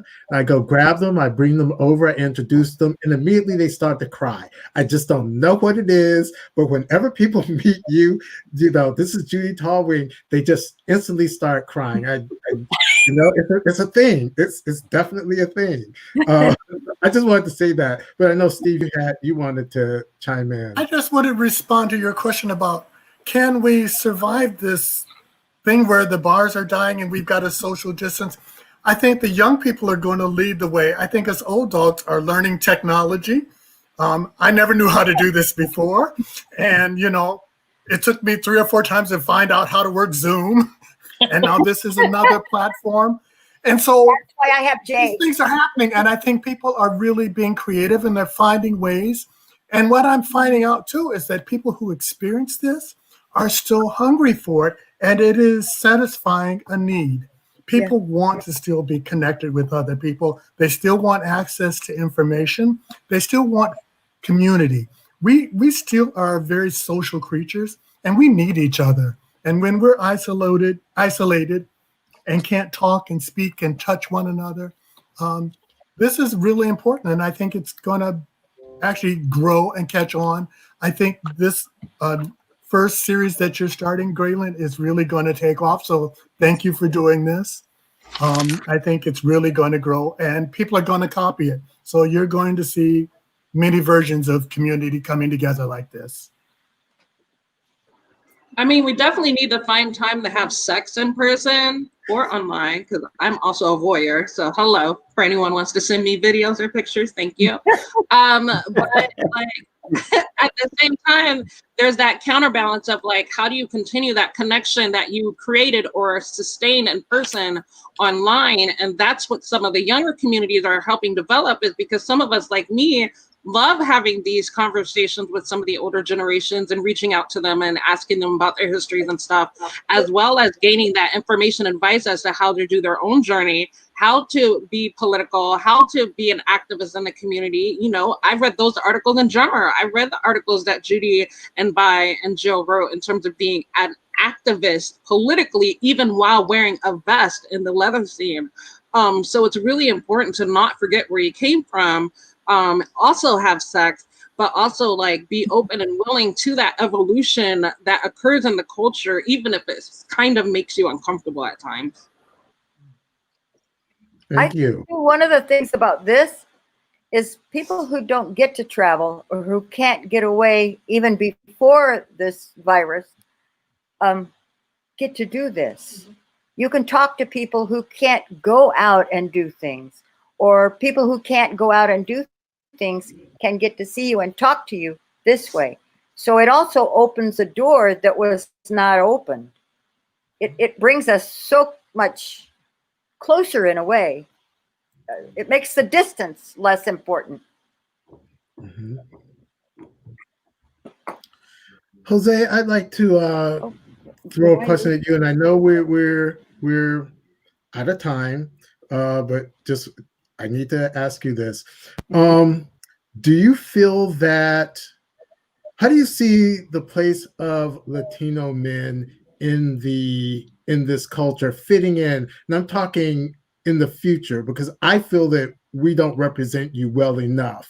Is there movement within the would that be more? Yeah, we as a can you hear me? Can you hear me? Yes. As a minorities, we have a lot of issues, barriers, and as a minority, as a Latinas and Latinos, but we have people who are making the difference, like Mr. Marcus Hernandez, Mama Sandy, which is Cuban American, and Jose Eucles, Master Taino, B. Martinez, and another leaders in the community. But I think little by little we moving on. We have only 2 groups of Latinos and Latinas in the country. We have one in LA, which is called Encuerados, like naked. And we have another one here in Washington, D.C., in which like we work as a like a support group. I forget to mention, we have one member from Baltimore, Amelia Harrow. She's very active with the community, but I think we facing a lot of barriers and limitations. But little by little, we moving on, so I'm very glad that we have people like Mr. Marcus Hernandez and Mommy Sandy and another leaders that little by little they change. I mean, they open the road for everybody.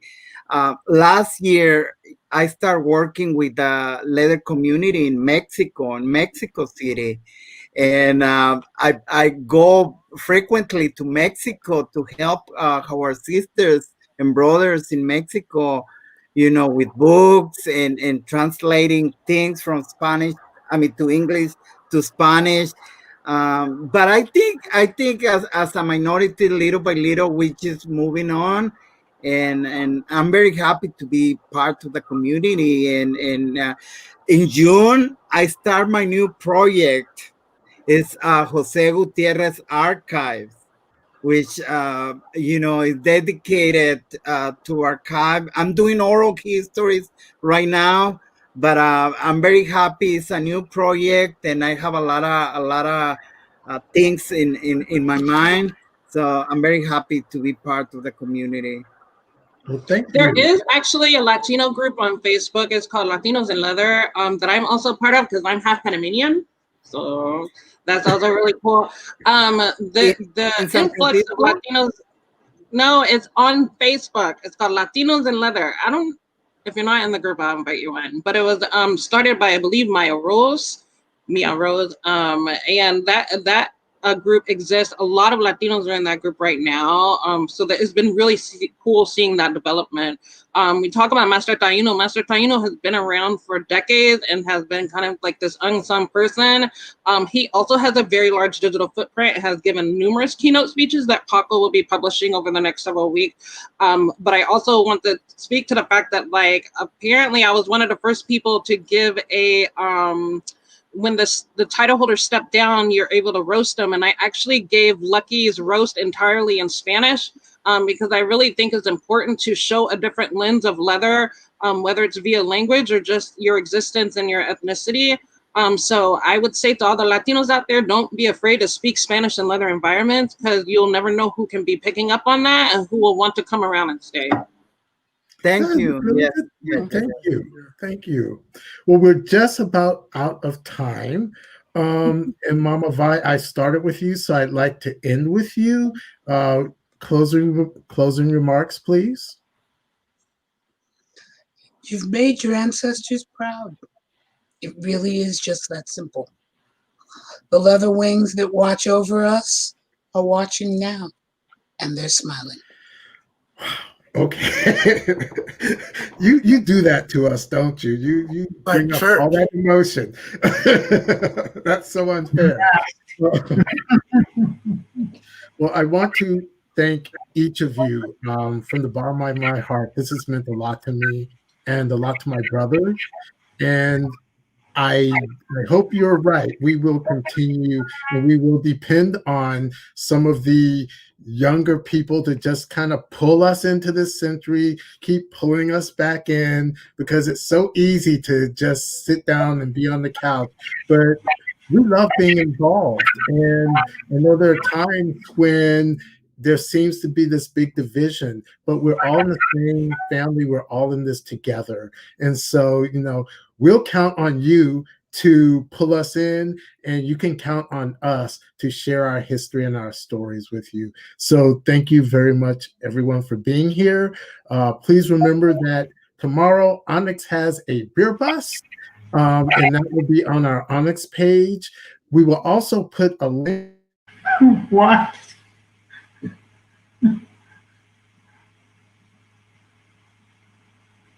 Yes.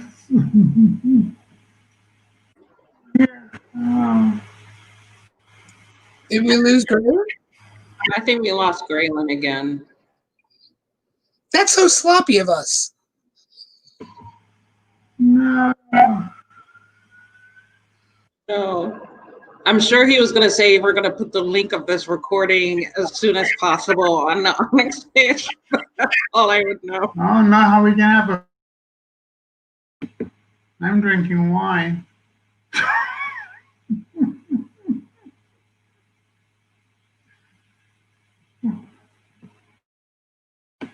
It's been an honor being on this panel with all you guys. Good to see all of my friends again. And we still didn't get to brag enough, or I didn't get to brag enough about Cain. Actually, use your folks. Ask him about his history. It's awesome. The more you add, the older I get. Oh. And then in 1942, well, it is an honor and a treasure to see all of you. We all have some interesting histories together and individually. Graylin, you there? Yeah, I'm here now. I got locked out or something. I got a copy of that. You got the copy? No, that's just even not necessary. That it is necessary. You were making your announcement about the gathering tomorrow? Are there any other announcements? And then the recording. But if anyone has any announcements, we could put them on our ONYX page. Because I think we've lost power. We're not on right now, are we, Mac? No, it still says live. We're still live. Hi, Mac. Thank you, Mac. Hey, Mac, how do we bring this home? So Graylin, I'm sorry you're losing connection, but we have an event tomorrow, southwest by northwest, with the 2 ONYX chapters in California. So look for that on Facebook, and we would love to have you guys be a part of that and join us for that. And thank you again for everybody on the panel. This was powerful. I could just say, as someone who was listening to this whole thing, that this was really powerful. And on behalf of everyone on ONYX Northwest, I can see them in our chat going crazy over this. We all love you, and we appreciate you for everything you did there. Graylin, are you still around, or should we just? Yes, I am. I am now. And Mac, I definitely want to thank you for all the technical work. I basically just threw this all at him and said, learn how to do this, please, and we will go online. So thank you, Mac. And Sergio, who is not here right now because he's in a book club. Vi, you should be happy about that. My chapter has a leather book club. So Sergio basically manages the group. He manages me, and that irritates a lot of me, but he does. He actually manages me. Jay did a lot of the communication with you all. Lindo did all the graphics. George has been support. Duran has been support. So this took a lot of work from not just the committee, but ONYX as a whole. So I definitely want to acknowledge that. And especially thank you to our interpreters. You guys work really hard. So Brandon and Xavier, thank you very much for all the work that you've done. So with that, we'll say goodbye. And if you have any links or anything that you want up, please put them on our ONYX Facebook page, and I'll make sure that those go out. Thank you, everybody. Thank you. Bye, everyone. Bye. I love you.